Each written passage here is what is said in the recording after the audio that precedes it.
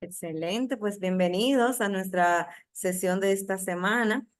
Me gustaría que iniciáramos recordando de qué estuvimos hablando la sesión pasada. ¿Quién recuerda?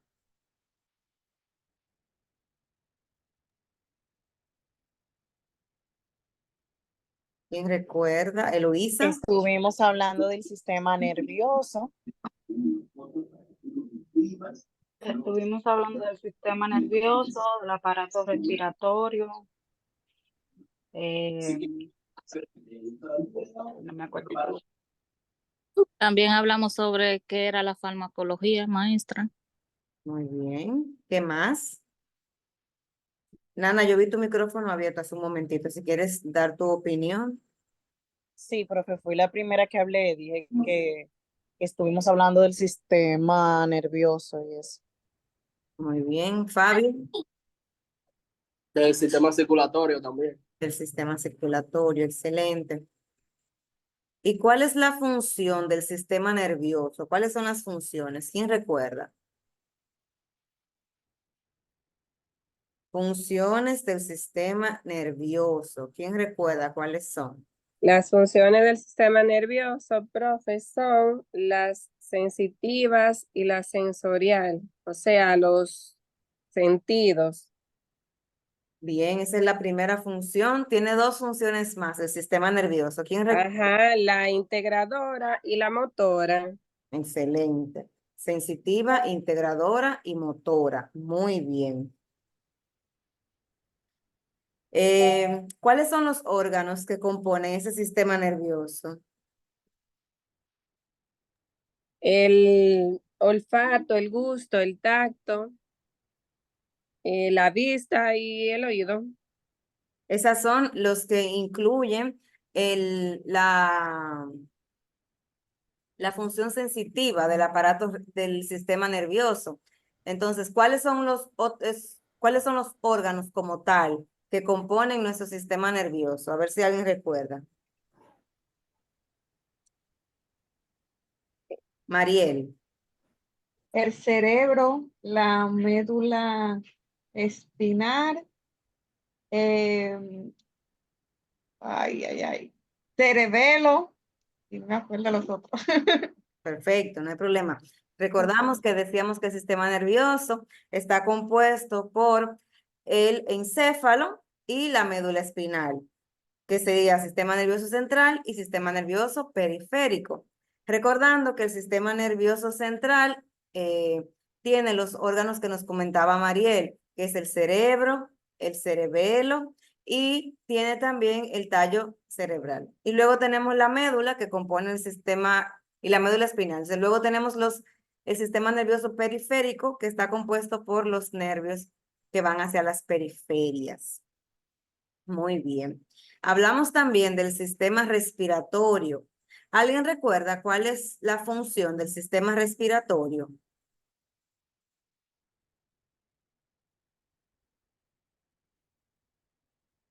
Consiste en llevar oxígeno del aire a la sangre y eliminar el hídrido carbónico. Fabio, muy bien, Belkis. Como dice la compañera, consiste en intercambiar oxígeno por dióxido de carbono. Y también puedo hablar de lo que lo componen, que son la nariz, la, la faringe, los pulmones, la tráquea, todo eso. Excelente, muy bien. Y el sistema o el aparato urinario, que también lo vimos la semana pasada. ¿Cuál es su función y cuáles órganos lo componen? Yascaris. A este los componen los dos riñones, dos uréter, una vejiga, un esfínter, una uretra. Perfecto. ¿Y cuál es la función de ese sistema? La función del sistema es donde uno produce la orina, luego los uretes se encargan de drenar la orina a la vejiga. El esfínter es el que se encarga de cerrar para contener la orina y la uretra es el conducto donde sale la orina. Muy bien. También estuvimos hablando, ¿de cuál otro sistema hablamos? Ah, del cardiovascular. ¿Cuál es la función del sistema cardiovascular?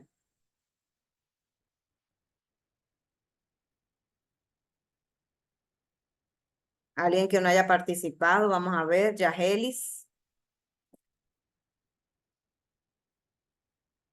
El sistema cardiovascular, como dijimos,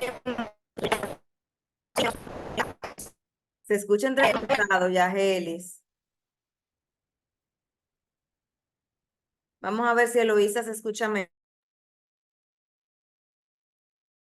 El sistema cardiovascular se distribuye oxígeno, hormonas, nutrientes y otras sustancias importantes para las células y los órganos del cuerpo.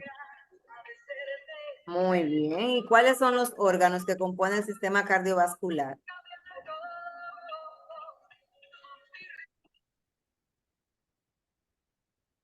¿Quién nos apoya con los órganos del sistema cardiovascular? Fabio. El corazón, los vasos sanguíneos, la sangre, la arteria y vaso capilar. Y las venas, profe. Ah, ya ven. Exactamente. Muy bien. ¿Cómo les fue con las actividades que teníamos en la plataforma esta semana? Bien, profe. Muy bien. Qué bueno que la mayoría realmente pudo terminar a tiempo y con tiempo sus actividades, o sea que felicidades por eso. Y esperamos que esta semana pues pueda pasar exactamente lo mismo, que puedan terminar a tiempo y con tiempo todas sus actividades. En la noche de hoy tenemos el mismo formato de la sesión pasada. Vamos a tratar los temas que tenemos para esta semana y luego vamos a entrar a la plataforma para explicar cuáles son las actividades que tienen pendiente para esta semana y porque tenemos una actividad diferente a la que hicimos la semana pasada y de esta forma pues poderles explicar cómo van a hacer esa actividad. En esta semana, si alguno ya pudo descargar el PDF que teníamos en la plataforma, esta semana vamos a hablar sobre terminología médico-farmacéutica. ¿Qué entienden ustedes por terminología médico-farmacéutica? ¿Qué es eso?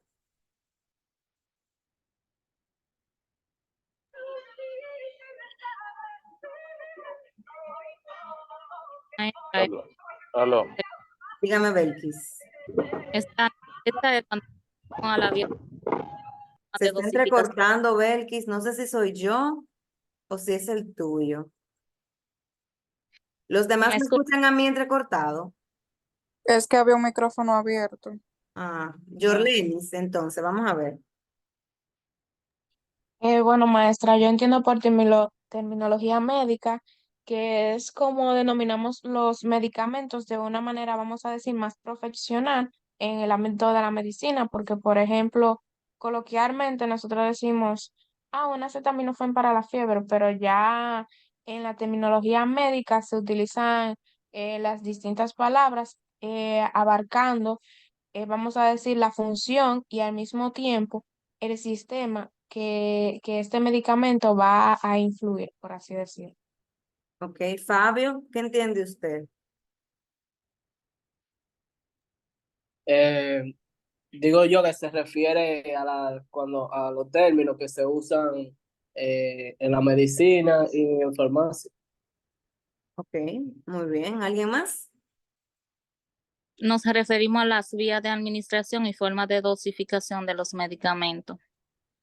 Ok, entonces, para que podamos ir alineándonos, la terminología médica y farmacéutica no son más que términos que utilizan tanto en el área de farmacia como en el área de la medicina para referirse a diferentes cosas, por ejemplo, a enfermedades, a estudios, a medicamentos como tal, a situaciones que se pueden dar durante la vida de una persona y así sucesivamente. Son términos que quizás puedan parecer de inicio una lengua extraña, es como si estuviéramos ahora aprendiendo un nuevo idioma, pero en verdad es, es una forma muy bonita e interesante de nosotros poder identificar y poder aprender cómo comunicarnos de manera efectiva con el médico, porque nosotros como visitadores a médicos requerimos conocer esa terminología que el médico utiliza para referirse a enfermedades, a estudios, a medicamentos como tal, con la finalidad de que ustedes puedan tener una comunicación efectiva con ese médico. Porque imagínese que usted no conozca la terminología que el médico está utilizando. ¿Cómo nos comunicamos?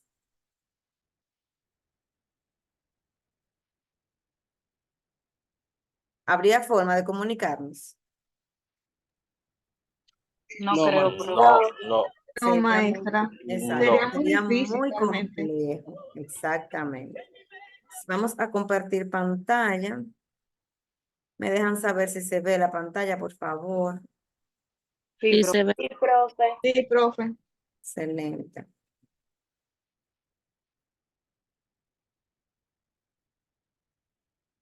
Que es importante que sepamos que la terminología médica es casi igual en todas partes del mundo.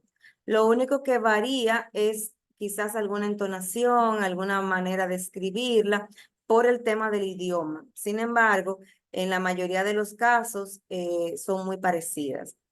La mayoría de términos vamos a iniciar, lo vamos a separar en dos, terminología médica y luego terminología farmacéutica. Vamos a iniciar hablando sobre terminología médica. Todo lo que vamos a hablar aquí en la noche de hoy está en la plataforma. Ustedes saben que en los encuentros que tenemos acá, la, tratamos de puntualizar lo más importante. Sin embargo, ustedes deben ir leyendo el material para que puedan obtener los conocimientos, porque como yo les decía la semana pasada, a ustedes no les sirve de nada tener un título vacío, un título si no tenemos nada en la cabeza. La única manera de nosotros obtener las informaciones, de aprender las cosas, sobre todo estos términos que son nuevos para todos, es leyendo. Incluso si usted tiene por ahí una libretita, a medida que yo les voy explicando cualquier cosa, pues pueden ir tomando cualquier nota y luego pues van preguntando, que es lo ideal.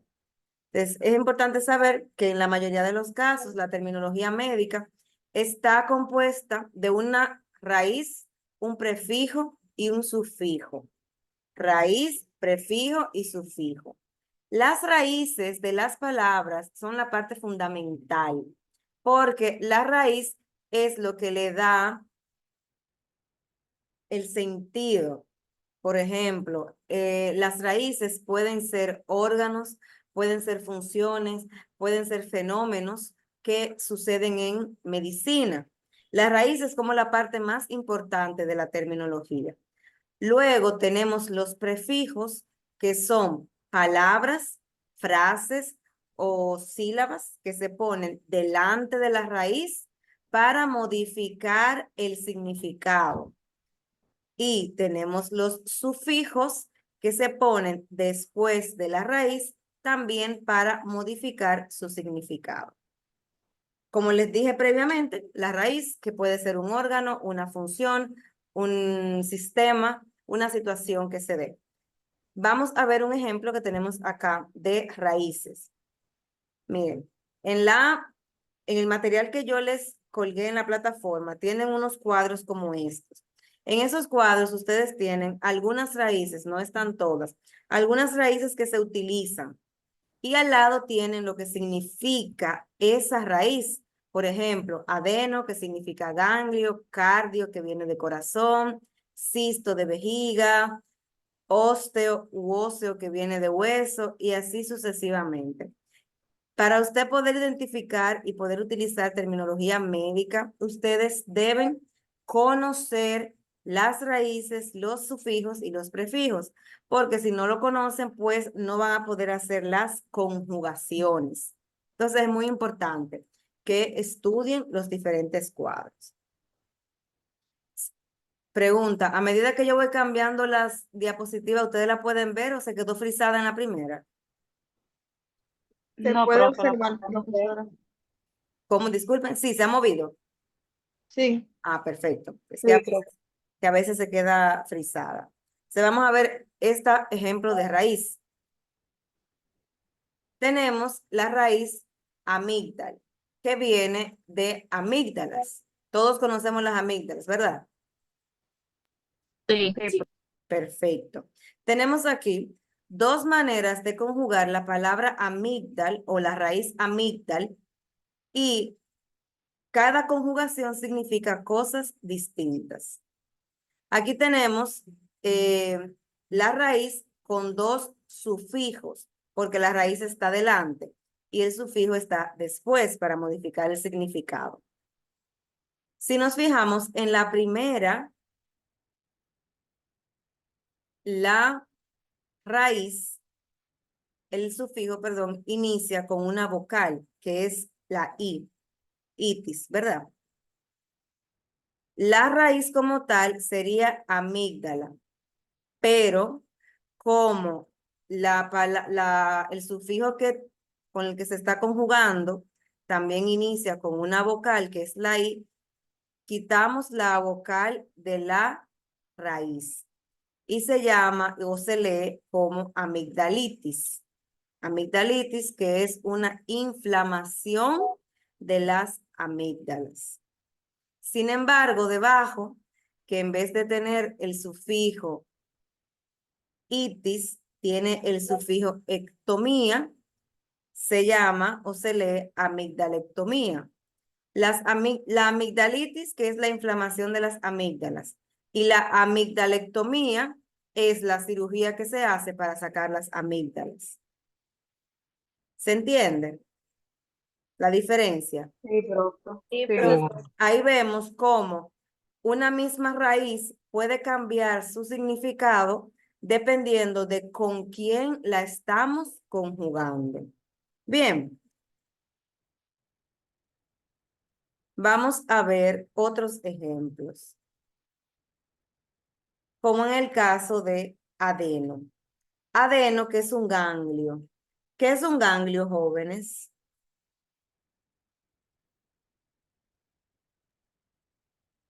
¿Quién sabe lo que es un ganglio?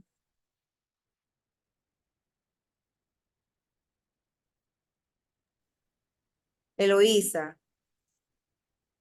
Son las células inmunes que ayudan a combatir la infección, a infeccionar, al atacar y destruir a los gérmenes que están siendo transportados a través del líquido linfático.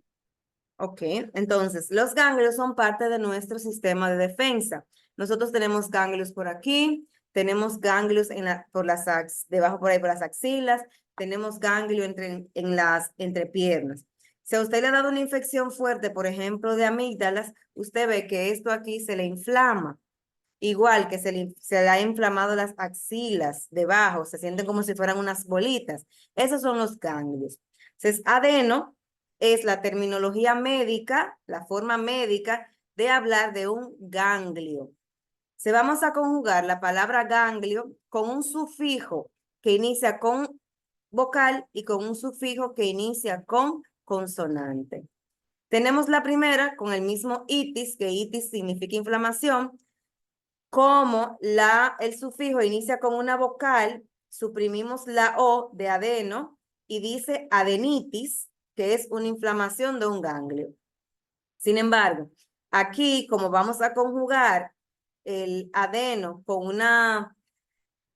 un sufijo que se inicia con una consonante, que es patía, patía que nos habla de enfermedad, nos quedamos con la O igual que tenía adeno, y dice adenopatía, que es una enfermedad de ganglios.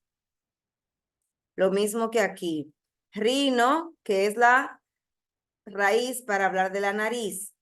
Como aquí vamos a conjugar con itis, que es inflamación, suprimimos la O de rino y se lee rinitis. ¿Me doy a entender? Sí, profe. Sí, maestra. Bien. Tenemos palabras también, jóvenes, que pueden tener más de una raíz en su conjugación.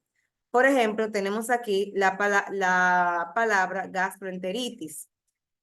La gastroenteritis, que es una enfermedad bacteriana que se da en el estómago, si la ven acá, la tenemos dividida en gastro, que nos habla de estómago, enter, que nos habla de intestino delgado. Como el gastro y el enter son ambos órganos, las dos palabras son raíces, gastro de estómago y enter de intestino delgado. Y luego el mismo sufijo de ahorita, que es itis, una gastroenteritis, una inflamación del estómago y del intestino delgado, producida obviamente por una bacteria.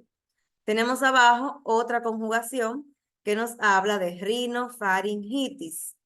Rino, que dijimos atrás que es la nariz, farin, que viene de la faringe. Ahí tenemos dos órganos, por consiguiente son dos raíces. Rino, farin, ambos son raíces. Y luego tenemos itis, que es inflamación. Una rinofaringitis no es más que la inflamación de la nariz y la faringe. ¿Se entiende? Sí, profe. Bien. Luego, ahí vimos las raíces y vimos los sufijos. Sufijos que son palabras que se ponen detrás de la raíz para poder modificar el significado de esa palabra. Luego tenemos los prefijos, que son palabras o términos cortos, igual que los sufijos, pero en este caso, en vez de ponerse después de la raíz, se ponen delante, igual con la finalidad de poder modificar el significado de esa palabra. Igual que con el tema de las raíces, en la plataforma yo les puse unos cuadros donde habla del prefijo y el significado, como bradi, que es lento, taqui, que es rápido, micro, que es pequeño, an o a, que no está a supresión o sí. Vamos a ver este ejemplo. Aquí. Tenemos aquí taqui, que es el prefijo de rápido, cardia, que es la combinación de corazón. Una taquicardia se refiere a que el corazón está latiendo súper rápido. Taquicardia, los latidos rápidos del corazón. También tenemos palabras que, como tienen dos raíces, pueden tener dos prefijos, como en este caso. An, que nos dice que es supresión o no. Iso, que nos habla de igualdad, y coria, que es la pupila. Entonces, una anisocoria no es más que una desigualdad en el tamaño de las pupilas. Se vemos ahí que podemos diferenciarlo cuando conocemos la terminología, porque siempre la raíz va a ser un órgano, un sistema o algo que suceda en el cuerpo. Lo demás, prefijos y sufijos, son palabras que se utilizan para modificar el significado de esa palabra.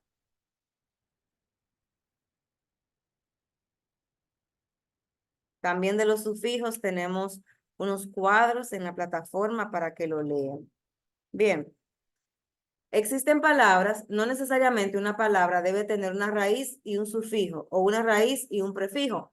Las palabras pueden estar conjugadas con una raíz, un prefijo y un sufijo, como los ejemplos que tenemos en la pantalla, como pansinusitis, pan, que habla de todo, sinus, que son los senos paranasales, y luego itis, que es inflamación.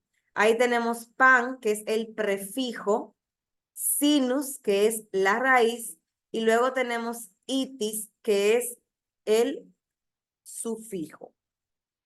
Tenemos otro ejemplo debajo, dismenorrea, meno, en este caso tenemos dos prefijos, dis de difícil, meno, que es de menstrual, y rea, que es la raíz de flujo.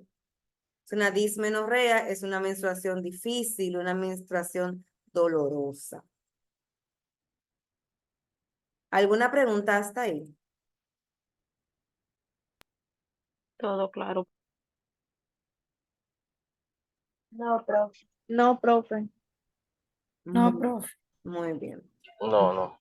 Entonces, existen otras terminologías médicas que no son conjugaciones como tal, sino que ya tienen su significado, ya fueron creadas como tal, y nosotros simplemente pues tendremos que aprenderlas y conocerlas. Vamos a ver algunas, como el absceso, que es cuando hay una acumulación de pus y tejido en una cavidad. ¿Cómo le llamamos nosotros a un absceso? ¿Qué es un absceso en dominicano? Es como un ácido, profe. Exactamente, Como un nació ciego. exactamente. Pero, Maestra, eso pero, es una cavidad que se acumula pus. exactamente. Pero en terminología médica le llamamos absceso, ¿verdad? Ahora bien, un absceso es lo mismo que un edema. No, No. ¿Cuál es la diferencia? ¿Quién me apoya?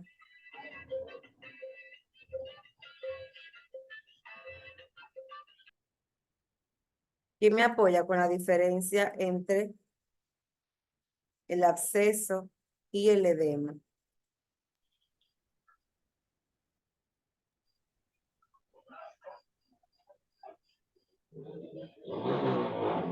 Fabio.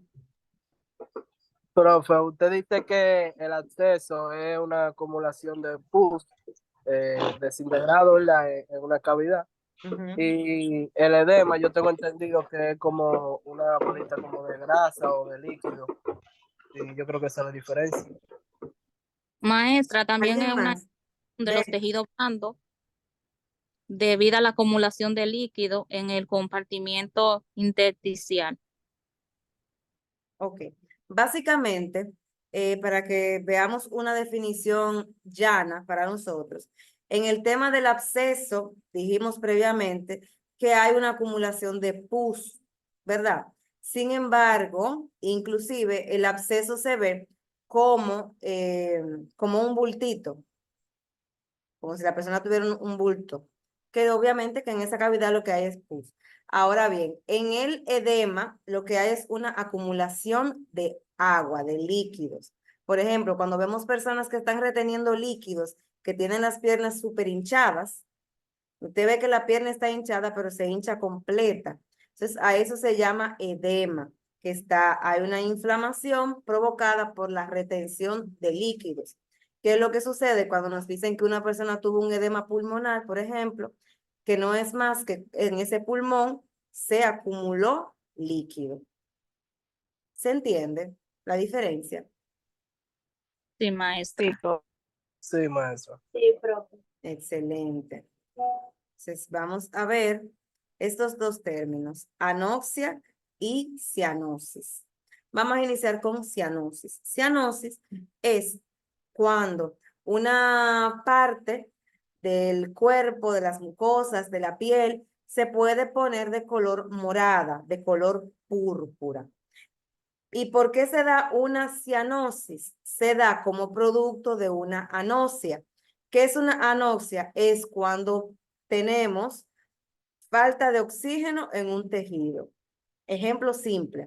Si usted toma este dedo y le hace presión aquí y dura un rato haciendo presión en el dedo, usted va a ver que en la parte de arriba del dedo se va a poner morado. ¿Por qué? Porque al usted estar haciendo presión, el oxígeno no está pasando y por consiguiente esta parte del dedo no está recibiendo oxígeno y se pone de color púrpura. Entonces, la anoxia es la falta de oxígeno en una parte, en un tejido, en una cavidad, ¿verdad? Una falta de oxígeno. Sin embargo, la cianosis es la coloración morada que se puede dar cuando hay una anoxia. ¿Se entiende? Sí, maestro. Sí, profe. Muy bien. Ya vimos el edema. Ok, tenemos otra terminología que nos habla de coloraciones, como la ictericia. En este caso es la coloración amarillenta, que puede ser en la piel, pero puede ser en las mucosas. Por ejemplo, en la boca, los ojos. No sé si ustedes han visto personas que tienen ciertas patologías y los ojos se le ponen amarillos, igual que la piel se pone amarilla. Entonces, a esa coloración se le llama ictericia.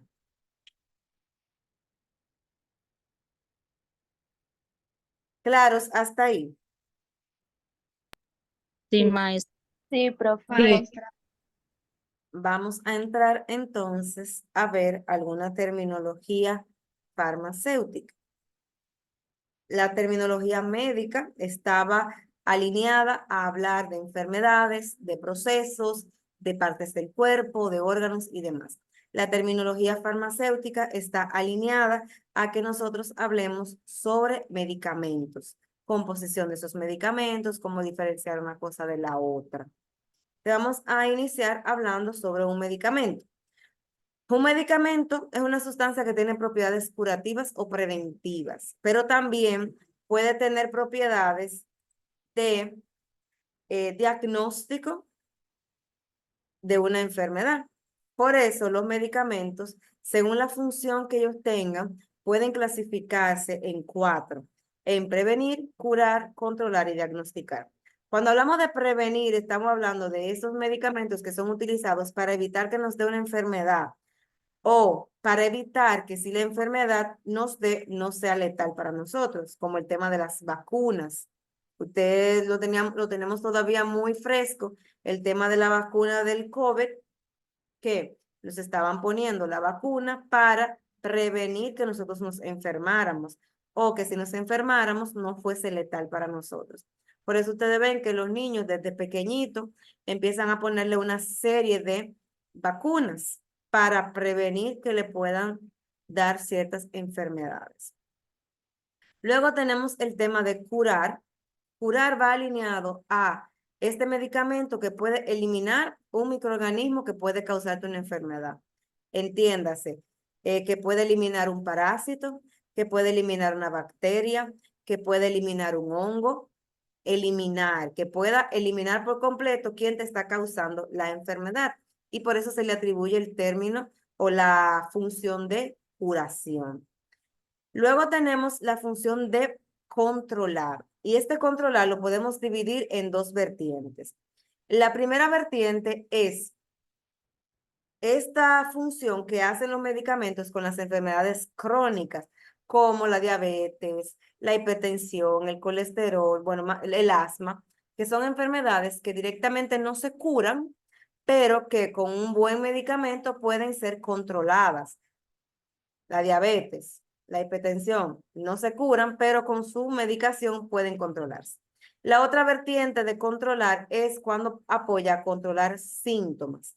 Por ejemplo, si tú tienes una amebiasis y esa amebiasis te da dolor de estómago, te da vómito, te da diarrea, te podemos dar un medicamento que te ayude con el vómito, te podemos dar un medicamento que te apoye con la diarrea o con la deshidratación, pero no te estamos curando la enfermedad porque esos medicamentos no atacan el agente causal, solamente controlan los síntomas. Para tú poderte curar de esa amebiasis, tenemos que darte un antiparasitario que pueda controlar o que pueda eliminar ese parásito que te está causando los demás síntomas que pudimos identificar. ¿Me doy a entender hasta ahí? Sí, maestra. Sí, profe. Excelente. Sí, profe. Se va a terminar esta conexión, salimos y entramos de una vez.